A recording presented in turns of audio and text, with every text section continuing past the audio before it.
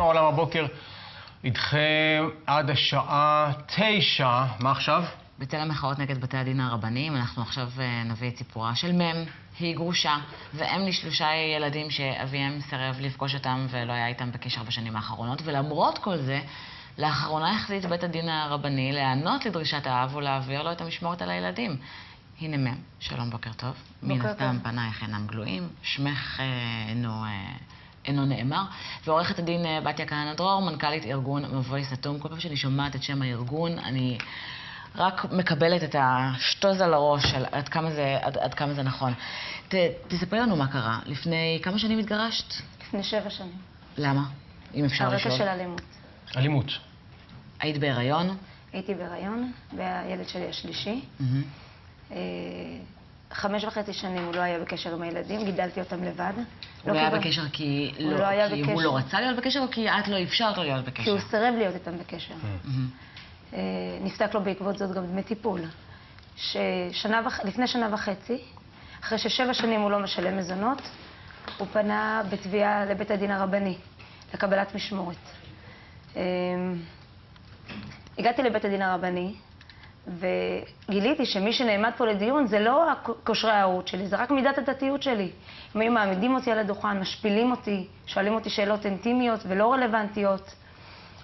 כמו מה? מה שאלו אותך? האם התחתנת עם החבר שלך לשעבר? האם התגרשת ממנו כשנפרדתם? האם הייתם ישנים באותה מיטה?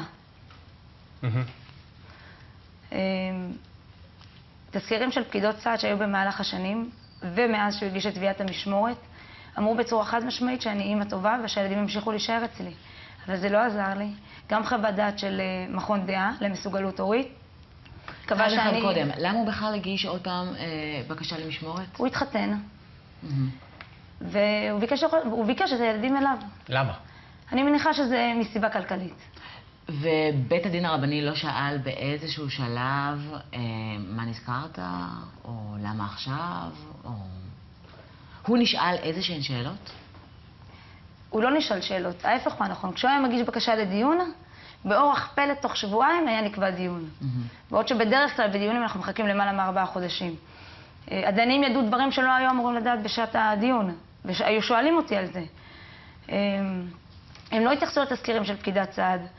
כל טענה שהוא הביא, כל עלילה שהוא המציא, שאני עוסקת במקצוע העתיק בעולם, שאני לוקחת את הילדים לאורגיות המוניות במדבר. טענות מופרכות ולא קשורות, הם קיבלו את זה בהתלהבות. הוא היה מביא להם ראיות מתמונות שהוא מוריד באינטרנט. חלק מהראיות רק ראיתי, את רוב הראיות לא ראיתי, ומה שראיתי, ראיתי בחורות בלונדיניות ערומות על חוף הים. הסתכלתי על הרבנים בתדהמה ואמרתי להם, אתם שואלים אותי... מה להן ומה לי? מה לי ומה לתמונות האלה? אבל הם אמרו לי, תעני על מה שאנחנו שואלים אותך. וואו, ממש בית דין משתף פעולה, מה שנקרא. לצערי, מה שבאמת כאן נמדד זה היה עד כמה אני לא דתייה. זה מה שכל הזמן שאלו אותי. מאז שעזבתי את הציבור החרדי, החלטתי שאני שומרת על ערכים של מוסר, אמת, שלום, אחדות, אהבה, וזה מה שאני מחנכת את הילדים שלי. כמה הוא חרדי? זאת אומרת, איזה סוג... הוא חרדי מאוד. חרדי מאוד. ואלה גם שאלות שאני שאלת? זאת אומרת, עד כמה את שומרת שבת? נשאלתי האם אני שומרת שבת. נשאלתי מה אני עושה עם הילדים כשאני נמצאת בשבת. אמרתי שאנחנו עושים קידוש. אנחנו שרים זמירות, כמו כל משפחה מסורתית בישראל. וזה לא עבר. ואז דיין בודד, נכון? אחד. ודיין בודד, לפני 1.5 שבוע, אחרי שהיינו בדיון שהוא היה אמור להביא את כל הראיות שבהם עד כמה אני מזניחה את הילדים ומתעללת בהם ולא הוגשה שום ראיה, הוא הוציא פסק דין שאומר 3 דברים. אחד, שהילדים יועברו מיד במשמורת האבא. מיד זה אומר בלי ליווי של פקידת סעד, בלי ליווי נפשי ומקצועי לי ולילדים, שעוברים מבית שהם גדלו בו 7 שנים לבית של אבא שהם לא כל כך מכירים אותו ולא כל כך אוהבים אותו. מעניין למה. לא, הוא נימק בתצהיר הזה שבסופו של דבר הוא מגיש, הוא מנמק למה זו הייתה המסקנה שלו? הוא מנמק את זה משני סיבות, ושניהם מופרכות ומצחיקות. הסיבה הראשונה היא שהוא מחזיר את המשמורת לאבא, כי לאבא יש דירה של 4 חדרים, ואשתו הביעה נכונות לגדל את הילדים, וניכר שדבריה האמת. בית הדין לא מחזיר את המשמורת לאבא, היא מעולם לא הייתה אצל האבא, הוא נזכר רק לפני 1.5 שנה שיש לו 3 ילדים. וואלה. הדבר השני... הדבר השני הוא שיש לי חבר סוחר סמים שגר איתי בבית במשך 4 השנים האחרונות. נכון או לא נכון? אני אשמח שהם יכירו לי אותו. כן, תשמחי. אולי יהיה לי קצת יותר כסף, 7 שנים אני לא מקבלת מזונות. והדבר השלישי? אין שום דבר שלישי. 2 החלטות. 2 החלטות האלה. כן. אגב, באיזה בית דין מדובר? מדובר בבית הדין הרבני בירושלים. בירושלים? בהרכב של הרב אברג'ל, הדיין שהמזכיר שלו נחשד לפני 3 שבועות במתן שוחד ונעצר, ואני מניחה שהוא גם יועמד לדין. הרכב שידוע בעדכון הפרוטוקולים שלו, שאני יודעת בוודאות בדיונים שלי שנערכו הפרוטוקולים. בואי נדבר על התכלס, את כבר 1.5 שבוע בלי הילדים. לא, היא לא בלי הילדים. הילדים נמצאים אצלי. עדיין אצלך? הילדים אז מה קרה להחלטה להעביר אותה מיד לאב? למזלי, כשהגיעה המשטרה, הילדים לא היו בבית. זה נתן לי את האפשרות ללכת ולהוציא כתב עיכוב ביצוע להחלטה של בית הדין. את יכולה לחשוב מה יקרה אם הצעד המטורף הזה באמת יצא לפועל? אני חושבת שהילדים שלי יזדקקו למוסדות לטיפול נפשי ולאשפוז. הם יודעים מה קורה? הם יודעים מה קורה.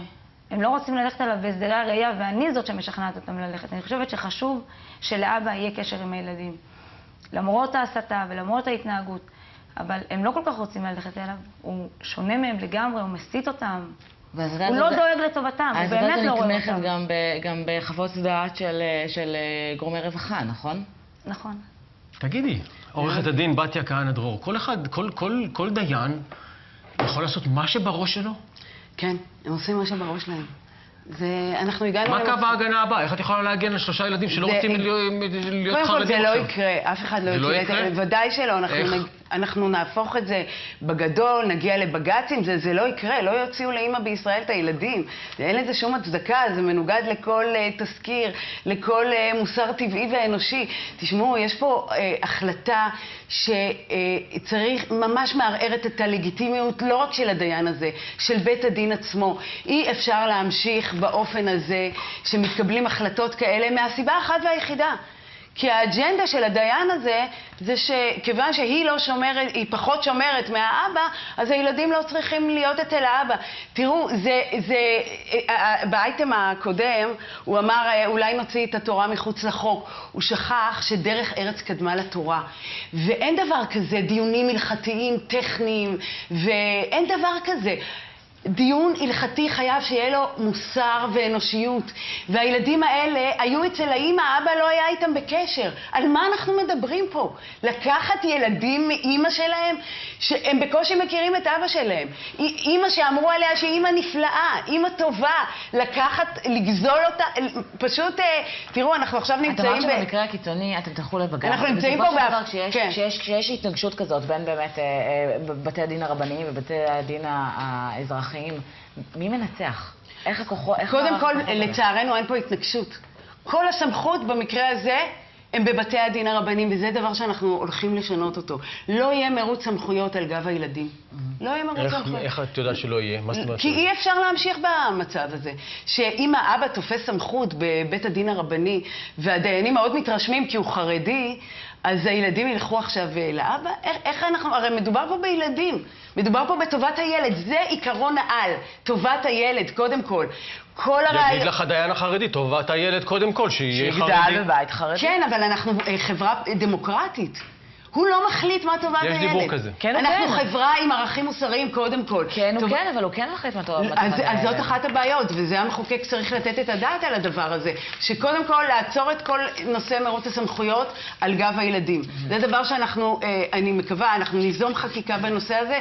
דבר הזה ייפסק. קודם כל, מי שקובע מה טובת הילד יהיה בית דין אזרחי. אם ההורים מסכימים ושני הצדדים וכל הנוגעים בדבר רוצים, אז אפשר לדון על זה בבית הדין. תראו, באמת, הרב קוק אומר, אסור לה ליראת השמיים שתדחק את המוסר הטבעי, כי אחרת היא לא יראת שמיים בכלל. וגם אם נניח שהמניעים של הרב אברג'יל... אבל הוא רפורמי, הרב קוק. גם אם המניעים של הרב אברג'יל הם יראת שמיים, ואני מפרגנת לו, אסור לו שזה ידחק את המוסר הטבעי. ואתה רואה פה אימא מסורה, את משכנעת את יש המשוכנעים. על מה תגובה אנחנו של מדברים? בתי הדין אנחנו נשמח הרבניים לשמוע את על הסוף הטוב. הליכים בענייני משפחה, בפרט כאשר מעורבים בעניין הקטינים, חל איסור פרסום. השאלות שהועברו עשויות להתעורר כחלק מהליכי הערעור שזכותה שלהם לנקוט, והנהלת בתי הדין הרבניים מנועה מלהתערב בעניין.